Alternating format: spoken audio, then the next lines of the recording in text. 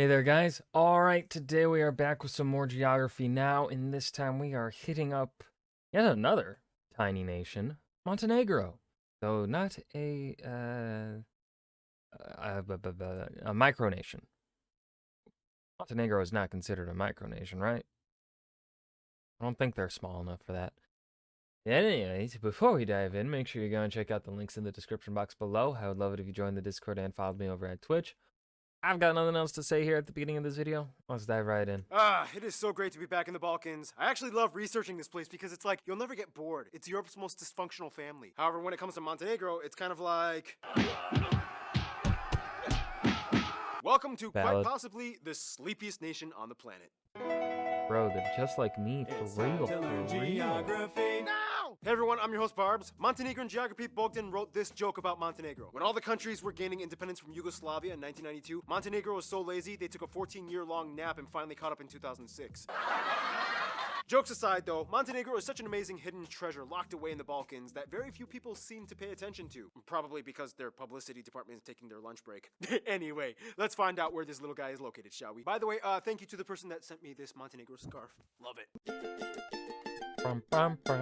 Montenegro, Europe's newest country. No, I am. No, you're not. Yes, I am. Nuh-uh. Yes, I No. am. Yes, we've done this a million times. Sorry. Yes. Well, until that gets fully settled, we'll have to settle for Montenegro. Serbia about to launch another genocide. You know how like when you're playing a video game, there's like a side mission or like a cool hidden level that you have to unlock? That's kind of like what Montenegro is. Europe's little bonus, and it's like the best place in the world to take a nap. First of all, the country is located in the southeastern European region known as the Balkans, right along the Adriatic Sea, bordered by 4 other countries. Yes, the southernmost tip of Croatia borders them, which took off this extra 5 miles, 8 kilometers of coastline. And depending on where you stand on the issue, they border the partially recognized disputed area of Kosovo that Serbia claims, and that's a whole other story for another Is that still disputed today in 2023? Because this video is, of course, pretty old. episode. The country is divided into 23 municipalities, 2 of which are urban centers, the former royal capital of Cetinje and the current capital, Podgorica, located further inland. The country has 2 international airports, the busiest and largest one in the capital, Podgorica, as well as a smaller but conveniently located one in Tivat, along the Bay of Kotor, a huge tourism spot. Those who come in by The Bay of the Knights of the Old Republic? Sorry, I had to make the joke. sea can stop at one of the many marinas and seaports, with the largest and busiest one being the port of Bar in the south, which also operates cargo and passenger vessels daily. Finally, along the coast and inland, there are many small rocks and islets. However, the largest and main ones are Mamula Island, which has a fortress on it, guarding the entrance to the Bay of Kotor, where you can find Stradioti Island with a small resort on it, and further south you find St. Nicola Island, just off the coast of Budva. Finally, the triangle-shaped Bojana Island, just along the border with Albania, also has a nice beachside resort. Whew! Other than that, they do have 2 main state-operated railways that transect the country. It stops in the main hub Podgorica, the capital, where you can decide to continue on either to Albania or Serbia. Oh, and the country is kind of shaped like a screaming turtle. Otherwise, This is one of my favorite parts of geography now. Otherwise, some interesting places to visit might include spots like the Mausoleum of Njegoš, the Đurđevića Tara Bridge. I would never go across that bridge. Never. No. No. Not even drive. I wouldn't drive. I wouldn't. Nope. No.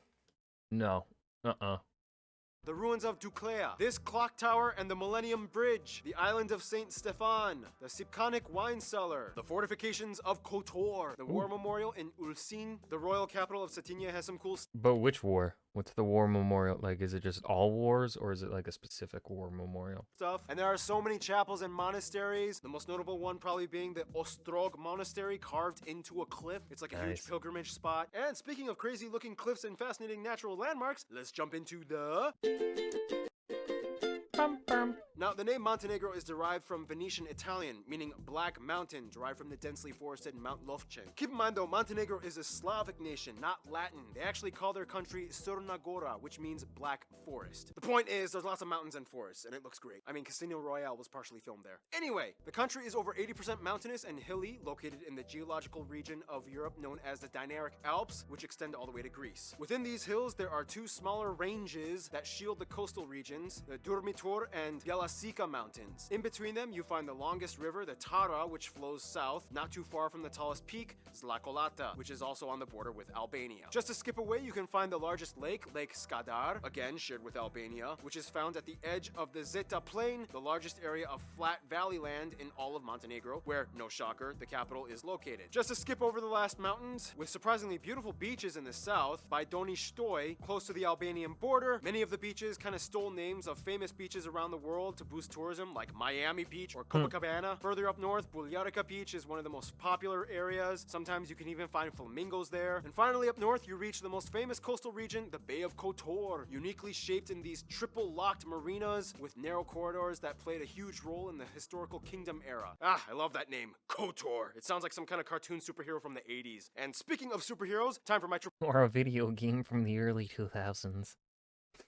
shot of espresso break, which means Noah comes in and Let's fills in for the fucking physical go. geography section. You got it. Oh, the interesting thing. Bro, how can I see your muscles through a fucking... You're wearing a hoodie and I can still see your muscles still have definition through a hoodie. How? How are you so yoked, my man? Also, beard looking good. Yeah. For Montenegro is a number of species per area unit. Hold on. Last time he was on this show, he didn't have a beard. He shaved, right? Index over 0.8. This means it has the highest index recorded in any European country. Species like fish, amphibians, and brown bears. Out of the 526 species of European birds, it is believed that 333 of them can be regularly found in Montenegro. So yeah, bird watchers, book your flights. Book. As mentioned, the country is loaded with many notable mountain and coastal landmarks. You have the Durmitor and the Blue Grotto Cave. They're just nice, peaceful places to get away from it all, you know? And take a nap. I call the 2,000-year-old olive tree thing. Economically speaking, they aren't really much of an agrarian or resource extraction-based society. Most of their essentials are actually imported. I mean, yes, they do have farms and export a little bit of metal, but ever since the early 2000s, they've been booming in the service, tourism, and foreign investment sectors. To this day, they have consistently placed multiple times at the top of the list of European countries with the largest foreign investment per capita, especially from Russian and British billionaires. So it's like they don't need to farm, people just see potential in this place and pay to see it? Best job ever. And now food. Some of the top notable dishes you guys the Montenegrin geography have told us include things like kachamak, rashtan, nyagushki, prosciutto, and cheese. And of course, like all the countries around them, they love a good shot of that pan-Balkan rakia. And speaking of culture, they share... They gotta... Hold on. What's going on here with the food section? The food section feels like it's getting smaller and smaller. I'm not vibing with that. I fucking love seeing food from other cultures. Even though I may never try it. I still like seeing it. Let me see the food. Let me see the food. That's how you know that's how you get to understand the people. It's through the food, right? We know the British are bland and boring because of their food, right? It's the earliest sign of knowing if someone's bland or boring, or if they're like spicy, right? Through their food. You look at the British and you're like, God damn, oh, they're bland and boring, right? You look at America, like, honestly, food is a great showcase of culture, genuinely. You look at American food culture and it's just like a mishmash of fucking everything from all over the world. So you can tell that American culture is a mishmash of everything from all over the fucking world. British food, bland and boring. They conquered the world for spices to just decide not to use any of it. And I don't know enough. I don't know food well enough from any other parts of the world to really speak on them though. The French, they love cheese and wine and bread. Fucking love bread. That's really all I got. I didn't say it was a strong thesis there. Thank you, Noah. Follow him on Instagram. You're welcome. I see you've upgraded to an adult beverage. Yeah, Geography Now does not endorse underage drinking. We are of age, though, so we can drink. Just a little disclaimer. Now, I asked a lot of you guys, the Montenegrin geography peeps, how would you guys distinguish... I wonder how old they are. Like, is Barbie 10 years? No. I don't think Barbie is 10 years older than me. I don't think he's in his 30s. I think he's in his 30s now. I'm trying to think of how old he was when he started this, because I think he said it before, but I can't remember.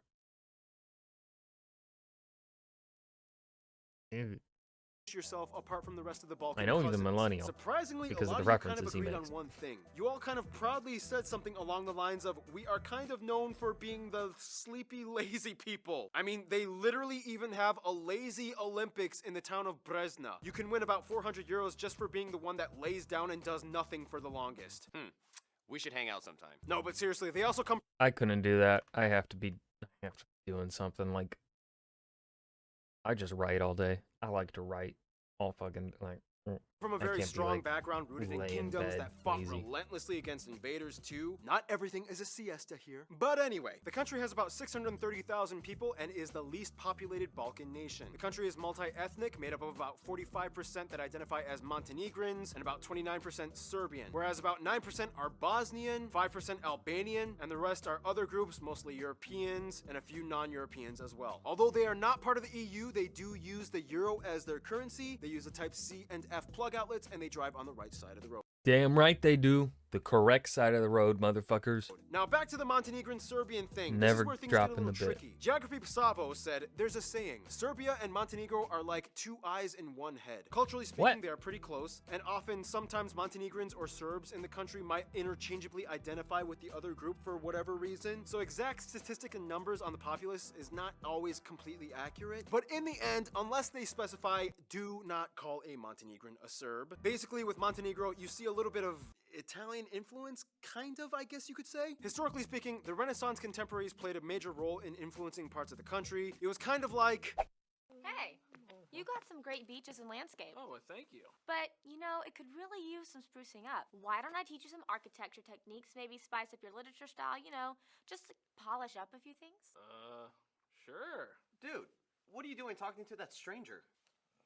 Oh, and I'm gonna give you a name. and that's kind of how it happened. Their traditional costumes are a little different, a little more colorful than their Serbian brothers and sisters. They also have their own folklore, national dances, like the Oro dance or Eagle dance. Weddings are fun. Traditionally, couples will plant an olive tree together to symbolize unity. Like we explained in the Bosnia and Herzegovina episode, basically all of these countries more or less can understand each other. There might be some small subtle accents or word switches, but let's not fool ourselves. They all pretty much get each other when they talk. It's like, Hi, I'm speaking Australian. Hi, I'm speaking Alabama. Hello, I'm speaking Belize. oi, your bum's out the window. What you be saying, lads and lass? What the hell? Now, the Montenegrin language can be written in both the Cyrillic and Latin alphabets. They have a few extra letters. However, I've been told that recently more people have been favoring the Latin one. Faith-wise, again, the nation is quite diverse, so you get people from multiple denominations, but the most predominant one adhered to being Eastern Orthodox. At least 3/4 of the population claims to be a part of the church, and the second largest one being Islam at about 20%. In addition, Montenegro is known for being the second tallest country on earth after the Netherlands, which has really helped them in men's water polo and women's handball championships. They do really well in these sports. Anyway, we've been rambling on and on. History time, in the quickest way I can put it. Illyrians, Greeks, maybe Celts? Roman Empire collapses, blah blah blah. We've told you about this story a million times. Ancient Slavs come in around the 6th century. Kingdom of Duklea. They tried to attack Constantinople, didn't really work out. Johann Vladimir. They switched their name to Zeta. Venetians come in and influence things for 3 centuries. These dynasties. The Ottomans come in. Peter Petrovic Nyagosh years. Russians come in and help with the fight against the Ottomans. The Treaty of Berlin. Balkan Wars. World War I, things got really messy. They joined the Kingdom of Serbs, Croats, and Slovenes, later called Yugoslavia. World War II, now they're part of the Socialist Federal Republic of Yugoslavia. Civil War in the 90s, Yugoslavia breaks up. All that's left is Montenegro and Serbia. They finally gained full independence from Serbia in 2006. And here we are today. I asked Yeah, pretty good. you guys, the Montenegrin geographies, for a list of some notable people from Montenegro. Again, I was told it can be kind of hard because of the whole Serb-Montenegrin identity thing we talked about, but the people might include historical figure Ivan Crnović, Bishop Peter I, Petrovic Njegoš, King Nikola Petrovic, these football players, these NBA stars, these painters, this musician guy, Mima Karadzic, Mladen Nelević, this comedy group, and finally, Dusan Vukotic. So many creative people. I mean, when you have all that time to chill and think, no surprise. Now, let's just finish up this episode with the last segment. I want to take a nap. Montenegro is seriously like the most relaxed and chill former Yugoslav country. They don't really start any drama, and all their neighbors, let alone visitors from all over the world, love to come and enjoy the tranquil forests and beaches. It's just how it is. First of all, the EU has been getting more and more close over the years, and currently Montenegro is a candidate to join with lots of outside support, especially Italy, who has helped and influenced them greatly in the past. Russia is also very close. Montenegrins will never forget the role they played in assisting and protecting them from the Ottoman Empire. Nonetheless, they must have slept in and forgot the memo that joining NATO was totally something Russia would feel a little antsy about. Their inner circle, of course, would be the former Yugoslav states like Bosnia and Herzegovina and Croatia, to some extent maybe even Slovenia. These countries are some of their biggest trading partners, and many Montenegrins have family in each nation. When it comes to their best friends, however, most Montenegrins will probably say Serbia. Despite the desire to clearly distinguish themselves apart, they are essentially blood brothers, 2 eyes and 1 head. Not only is business crucial between them, as Serbia likes to use Montenegro's ports as access to the Mediterranean, but many Montenegrins go to school in Serbia, marry Serbians, and have families with them. In conclusion, hey, if your country went through over 1,000 years of wars, dynasties, battles, political turmoil, chances are you'd probably want to take a nap too, okay? You deserve every last bit of that lazy stereotype Montenegro. Go ahead, knock yourself out. Stay tuned, Morocco is coming up next. And that was geography now, Montenegro. This was well done. I think this is pretty well paced. I think for the size of the country, I think well done. I think the only thing they should have expanded upon was give me more fucking food. Give me more Montenegrin food. Damn it.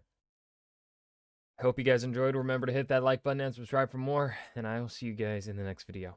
Peace.